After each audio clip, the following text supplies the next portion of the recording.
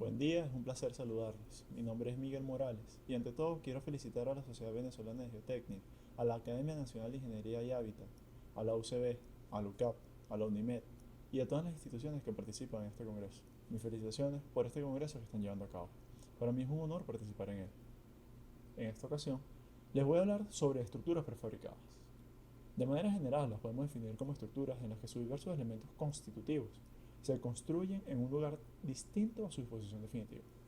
Normalmente, contamos con elementos que se consiguen de manera independiente, desde su diseño y ejecución hasta su transporte, pero comparten el fin de llegar a formar un sistema.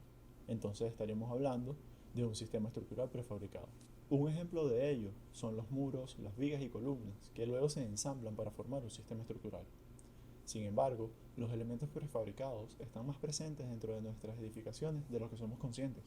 Por lo general, las instalaciones eléctricas se diseñan y construyen con elementos prefabricados, asimismo las instalaciones sanitarias. Los elementos son varios, usamos cajetines, piezas sanitarias, tuberías, sean plásticas o metálicas, y a esto se le suman otros elementos que se emplean para ensamblar estos sistemas.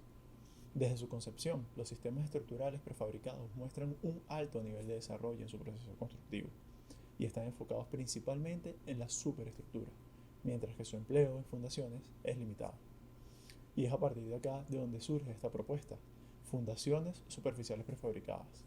Ahora vamos a establecer algunos conceptos, comenzando entonces por la fundación, que es un elemento intermedio entre la superestructura y el suelo, cuya función estructural es transmitir las cargas de la primera sin sobrepasar la capacidad resistente del segundo, en este caso el suelo. Ahora bien, en general, la relación entre el proceso constructivo de las fundaciones y la superestructura realmente están divorciados, hasta este punto. Así como se ve en la presentación, ambas cosas no solo se construyen, sino que también se diseñan de una manera aislada. Desde el punto de vista personal, hay que darle un cambio a esta visión, porque entendemos que la superestructura no se encuentra sin un soporte, sino que se apoya en el suelo y entre ellos existe una interrelación. Como una ventaja adicional, se plantea contar con una fundación que mantenga el mismo sistema constructivo para los edificios que sean prefabricados. Ahora bien, el considerar el uso de una fundación superficial amerita tener en cuenta tipos de estructura, magnitud de las cargas, el tipo de estrato de suelo y además capacidad resistente. Vale detenernos acá un segundo y aclarar un punto, el por qué estoy enfatizando en fundaciones superficiales. Bueno, y es que en el caso de fundaciones profundas, prefabricadas, ya existen algunos elementos con un nivel de desarrollo e investigación considerable. Cuando hagamos uso de elementos prefabricados, el principal objetivo debe ser obras ejecutadas a gran escala, con volúmenes elevados de elementos que estén tipificados o repetidos en toda la estructura. Además, donde la superestructura ha sido diseñada con elementos prefabricados, es conveniente.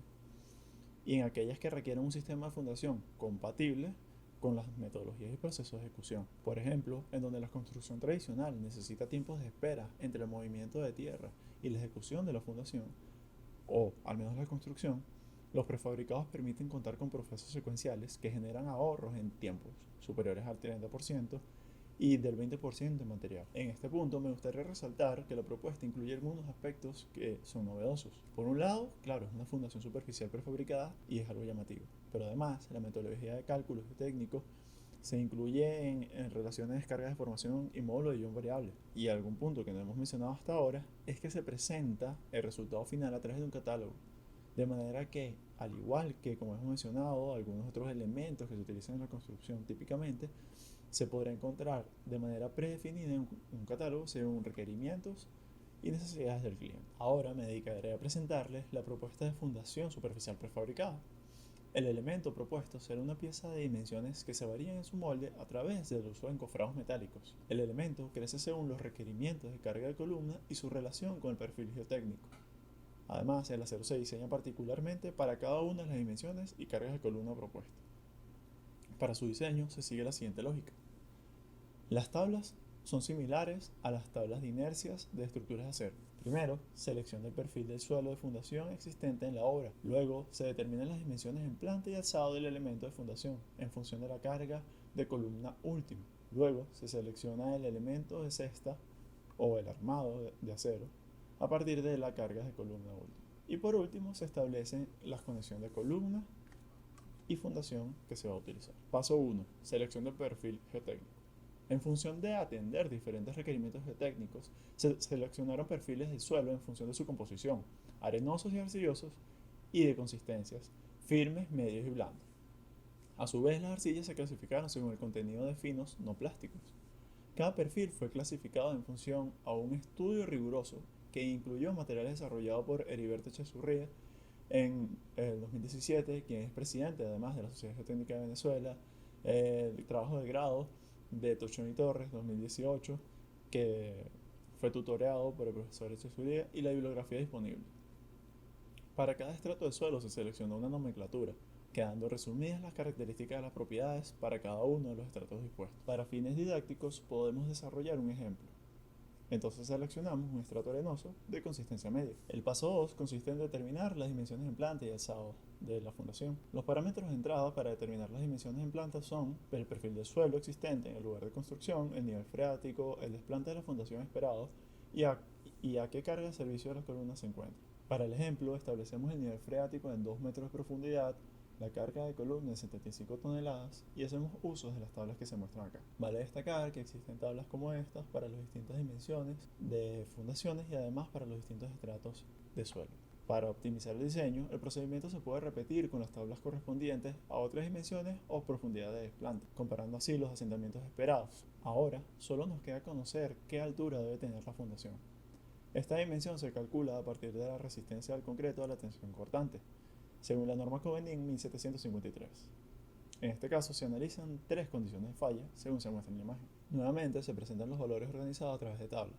Se agrupan según las dimensiones de fundación y de columna esperadas, además de las cargas últimas esperadas por columna, según los espesores disponibles. Para el ejemplo que estamos llevando a cabo, suponemos que las columnas tienen unas dimensiones de 40 por 40 y un espesor de 25 centímetros será más que suficiente para soportar las cargas esperadas. Paso 3. Seleccionar el diseño de la cesta o el armado de acero que se ajusta a las cargas de columna. A la izquierda de la lámina tenemos anotados los parámetros que hemos definido hasta ahora, como el tipo de suelo, el nivel freático, la carga de columna, las dimensiones de la fundación y el espesor. Así, contamos con la tabla que se muestra a continuación para la colocación del acero en una fundación con dimensiones 150 por 125 y una columna de 40. Los valores de armado se agrupan según las capacidades de la columna y los espesores esperados. Para ello se propone un armado y unos planos en donde se representa lo que debe hacerse en taller para lograr el objetivo. Así, vale mencionar que los aspectos referentes al manejo y transporte han sido incorporados en el diseño, considerándolos como cargas de impacto causadas por el manejo, levantamiento y transporte en los elementos prefabricados, y aplicando factores que son pertinentes. Paso 4. Establecer la conexión entre la columna y la fundación. Cuando hablamos de prefabricados, las conexiones son un punto álgido del diseño de estructuras. Entonces se decide presentar una gama de elementos que resuelvan los diferentes requerimientos y casos posibles entre la estructura y la fundación, y que además compatibilicen tanto con la ejecución del edificio ejecutado in situ como los prefabricados. Estos últimos son los que se ven más beneficiados porque superan las restricciones que suponen las fundaciones fabricadas in situ, donde se aíslan entre ambos métodos los procesos como la producción, la proveeduría y la gerencia. Se generaron entonces varias conexiones y en el caso del concreto armado prefabricado se propone el uso de pedestal con hueco. Esta conexión consiste en dejar un pedestal hueco sobre la zapata en el que se calza la columna prefabricada. Los parámetros a diseñar son la altura y el espesor de las paredes. Para concreto armado vaciado en sitio se dejarán barras de acero considerando las longitudes de desarrollo normativa. El diseño de estas barras es exactamente el mismo que el empleado en la construcción tradicional de concreto armado vaciado en sitio y está pensada para ofrecer una solución a los procesos constructivos disponibles en el país, donde aún no sea extensivo el uso de los prefabricados. Por último, las columnas de acero, para las cuales se han dimensionado pernos de anclaje, como normalmente se hace para este tipo de elementos. Sin embargo, el diseño de estos pernos y planchas deberán ajustarse a los requerimientos de la estructura que se vaya a construir. El diseño que ha propuesto es una solución a los tantos problemas y perfiles de acero que existen. Su diseño puede ser modificado según el proyectista, siguiendo los conceptos usados normalmente. A continuación, presento el producto final, el catálogo. Una porción de él, ya que contiene muchas páginas de información que luego podrá ser utilizada por el ingeniero que decida emplear este sistema. Las primeras páginas, bueno, tenemos un suelo de tipo arcilloso, corto. Bien, en esta página podemos observar un terreno arcilloso con unas dimensiones de fundación de 1,25 por 1,25 y un nivel freático igual a 0. Vemos una gráfica que nos permite relacionar las capacidades de columna con los asentamientos esperados y luego una tabla que resume esos valores esperados de manera numérica y fácil de entender. De manera más resumida, se tienen estas tablas que comprimen la información para cada nivel freático, dimensión de fundación. En ella podemos obtener las relaciones entre las deformaciones del suelo y las cargas esperadas de columna. Luego de ello podemos continuar con el diseño en alzado, digamos, el diseño por corte de la fundación y el diseño del acero que va a acompañar esa fundación. El diseño del acero se podrá adaptar lo mejor posible a los requerimientos del proyecto estructural que ya esté planteado para la superestructura. Bien, una vez dicho todo esto, hemos llegado al momento de las conclusiones. Podemos establecer entonces que este es un análisis técnico que nos permite aseverar con buen criterio la posibilidad de desarrollar este tipo de sistemas de fundaciones de manera confiable. Y es posible porque ha sido un análisis dedicado y profundo de la relación entre la fundación y el suelo para establecer los criterios de aceptación de estos elementos. Como todo elemento prefabricado, es indispensable establecer una serie de elementos y pruebas de calidad que nos permitan asegurar que el producto final es el esperado y las calidades de los materiales es la adecuada. De esta manera, solo nos queda incentivar a la industria a trasladarnos hacia estas nuevas tecnologías que nos acercan al desarrollo. Ciertamente, queda un camino largo por delante. Es necesario hacer un análisis económico y de factibilidad de producción, así como establecer pruebas en el campo real. Ha sido un placer nuevamente, espero sea de su agrado esta presentación. Muy buen día para todos.